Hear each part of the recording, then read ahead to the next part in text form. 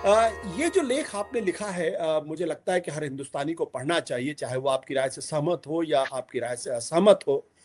अ, आपके मन में क्या आया जब आपने राहुल गांधी की वो स्पीच सुनी, और फिर उससे आप प्रोत्साहित होके या प्रेरित होके आपने ये लेख लिखा?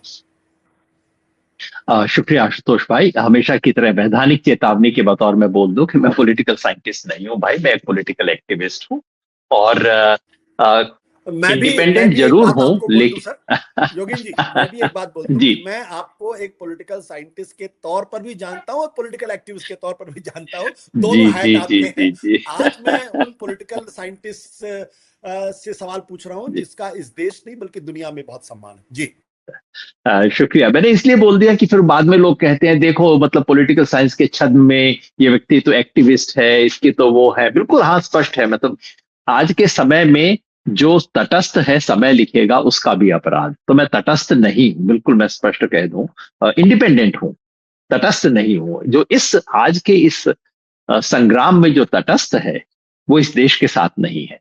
एनीवे, जो आपने बिल्कुल सही कहा कि इस लेख का अगर कोई ओकेशन है, बहाना है या इसकी प्रेरणा है, तो राहुल गांधी की स्पीच है। देखिए, हम ऐसे वक्त में जी रहे हैं जहां चारों तरफ कोहरा है। कोहरा नहीं तो गर्मी का मौसम है, आप कहिए आंधी है, धूल है इस वक्त। और समझ नहीं आ रहा क्या हो रहा है। बंगाल में अचानक ऐसा अप्रत्याशित परिणाम आ जाता है, उसके बाद टीएमसी तोड़ी जा रही है, उसके बाद मीनाक्षी नटराजन का नॉमिनेशन कैंसिल हो जाता है, उसके बाद अब शिवसेना तोड़ी जा रही है, सुनते हैं समाजवादी पार्टी का नंबर है।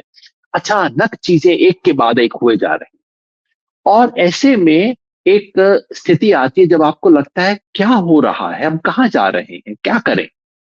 और ऐसे में एक सामान्य प्रवृत्ति होती है कि जो मैं अब तक करता आ रहा था वही और जोरों से करूं। ये इंसान की सामान्य एक फितरत होती है। ऐसे में जरूरी होता है दो चीजों का। नंबर एक, कोई स्पष्ट रूप से कहे कि समस्या क्या है। और नंबर दो, स्पष्ट बोले कि निदान क्या है या कम से कम किस दिशा में है। और राहुल गांधी जी की ये जो स्पीच है जो बाद में आ गई, पब्लिक में आ गई, आमतौर पे ऐसी इंटरनल स्पीचेस पब्लिक में नहीं आती हैं। और उसमें ऐसे कुछ ऐसे रेफरेंसेस भी हैं जो शायद पब्लिक में नहीं आने चाहिए थे। लेकिन वो जो स्पीच है वो ये दो बड़े काम करती है, डायग्नोसिस और प्रिस्क्रिप्शन। डायग्नोसिस क्या है कि इस वक्त जो हो रहा है वो ये है कि हमारा जो सिस्टम है ये सिस्टम बंद हो रहा है। ये सिस्टम में जो है एक चुनावी प्रक्रिया के जरिए सामान्य तरीके से सत्ता परिवर्तन का जो कायदा लोकतंत्र में होता है वो कायदा अब लगभग बंद होने के कगार पर आ गया है। और राहुल गांधी स्पष्ट कहते हैं, देखिए आप जो सोच रहे थे ना कि इलेक्शन में आप ये कर लेंगे वो कर लेंगे, देखो ये रास्ता बंद हो गया है, साफ मान जाओ इस बात को। मैं पॉलिटिकल साइंस की भाषा में कहूं तो मैं कहता हूं कि भारत की जो व्यवस्था है वो एक कॉम्पिटिटिव अथॉरिटेरियनिज्म से अब एक इलेक्टोरल ऑटोक्रेसी की तरफ बढ़ रही है। ये दोनों शब्द अनफेमिलियर हैं लोगों के लिए, क्योंकि हम सामान्यतः दो शब्द कहते हैं, तानाशाही, लोकतंत्र। लेकिन दरअसल जी महत्वपूर्ण बात यह है कि इस तानाशाही और लोकतंत्र के बीच में कई सीढ़ियां हैं। एक सीढ़ी है जिसको कॉम्पिटिटिव अथॉरिटेरियनिज्म बोला जाता है। वो क्या है? वो है ऐसी व्यवस्था जिसमें लोकतंत्र तो है लेकिन केवल चुनाव के 3 महीने 2 महीने के अंदर वो लोकतंत्र होता है। मल्टी पार्टी सिस्टम है, कंपटीशन होता है, रूलिंग पार्टी हार भी सकती है। लेकिन जो मैदान है वो थोड़ा सा टेढ़ा होता है जिसमें रूलिंग पार्टी को थोड़ा सा एडवांटेज होता है। और इलेक्शन के बाहर वहां ज्यादा लोकतंत्र नहीं होता। ऐसा व्यवस्था हिंदुस्तान में 2019 से चली आ रही है। हम कॉम्पिटिटिव एक कॉम्पिटिटिव अथॉरिटेरियन सिस्टम 2019 से है, कंपटीशन है उसमें। अब हम इलेक्टोरल ऑटोक्रेसी की तरफ जा रहे हैं। इलेक्टोरल ऑटोक्रेसी क्या होती है?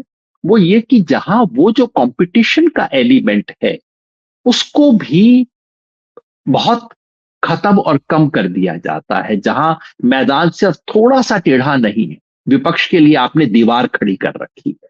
तो कहने को चुनाव होंगे, लेकिन जो चुनाव रूलिंग पार्टी जिस चुनाव में जोखिम नहीं लेना चाहती, उस चुनाव का परिणाम वही होगा जो वो चाहते हैं। और वहां जो है नाम के वास्ते मल्टी पार्टी सिस्टम बनाए रखा जाएगा, लेकिन अब उस सिस्टम में रूलिंग पार्टी के चुनाव हारने की संभावना नगण्य प्राय हो गई है उन जगहों पे जहां वो चुनाव जीतने की संभावना रखते हैं। केरला में नहीं, तमिलनाडु में नहीं, क्योंकि वहां बीजेपी अभी गोल पोस्ट देख भी नहीं सकती, तो गोल कैसे मार ले। लेकिन जहां वो गोल पोस्ट देख सकते हैं, डी के नजदीक हो या बाहर हो, वो गोल मारेंगे और गोल होगा, या कम से कम घोषित कर दिया जाएगा कि गोल हो गया है। तो राहुल गांधी जो कह रहे हैं, उसको मैं पॉलिटिकल साइंस की भाषा में कहूं तो ये है कि अब भारत केवल डेमोक्रेसी तो नहीं था, कॉम्पिटिटिव अथॉरिटेरियनिज्म बन गया था, उसमें कंपटीशन की गुंजाइश थी, चुनाव लड़ने का एक वो था। अब हम एक इलेक्टोरल ऑटोक्रेसी के दौर में प्रवेश कर रहे हैं, और ये बात साफ रिकॉग्नाइज कर लीजिए, जिसका मतलब है कि जो सामान्य सत्ता परिवर्तन का कायदा है, जो इमरजेंसी तक में हुआ था, इमरजेंसी में डिक्टेटरशिप थी, क्योंकि इमरजेंसी आने वाली है, हमें तब याद दिलाया जाएगा, लेकिन ये भी याद रखें कि इमरजेंसी के बाद बिल्कुल सामान्य लोकतांत्रिक सत्ता परिवर्तन हुआ था। इंदिरा गांधी चुनाव हारी थी, इस्तीफा दिया था, चली गई थी। वो संभावना अब इस देश में बहुत कम होती जा रही है। तो ये तो है डायग्नोसिस। दूसरा है प्रिस्क्रिप्शन, कि भाई खाली डायग्नोसिस तो पॉलिटिकल साइंटिस्ट लोग करते हैं, राजनीति में आप हैं तो जी। बताइए भी कि क्या रास्ता है। और उसमें राहुल गांधी एक बहुत महत्वपूर्ण बात कहते हैं, जो मैं खुद अपने तरीके से कई समय से इंडिकेट करता आ रहा हूं, लेकिन उन्होंने स्पष्ट रूप से कहा कि अब रेजिस्टेंस रास्ता है। मतलब अगर दूसरी भाषा में कहूं तो अब रास्ता संसद से होके नहीं, सड़क से होके है। अब केवल इलेक्टोरल डेमोक्रेसी के जरिए आप बीजेपी को हराने का काम नहीं कर सकते, क्योंकि पूरी इलेक्शन का सिस्टम कैप्चर हो चुका है। लीगल सिस्टम, चुनाव आयोग, सारी संस्थाएं सब कैप्चर हो चुकी हैं। तो ऐसे में आपको रेजिस्टेंस बिल्ड करना पड़ेगा। ये बहुत एक इंपॉर्टेंट स्टेटमेंट है लीडर ऑफ ऑपोजिशन की तरफ से आते हुए।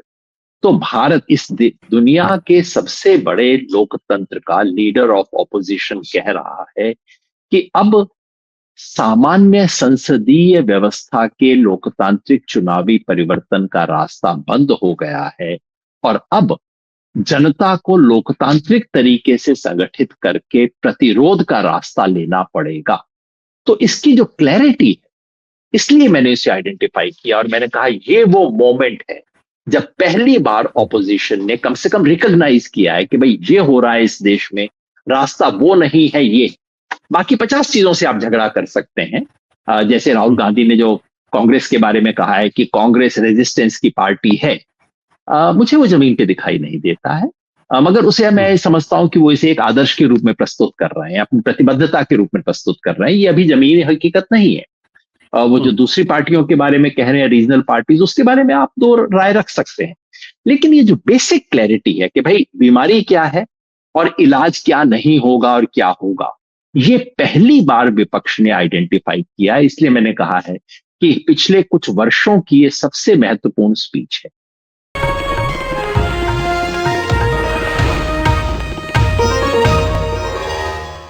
Copyright disclaimer under Section 107 of the Copyright Act 1976. Allowance is made for fair use for purposes such as criticism, comment, news reporting, scholarship, and research. Fair use is a use permitted by copyright statute that might otherwise be infringing.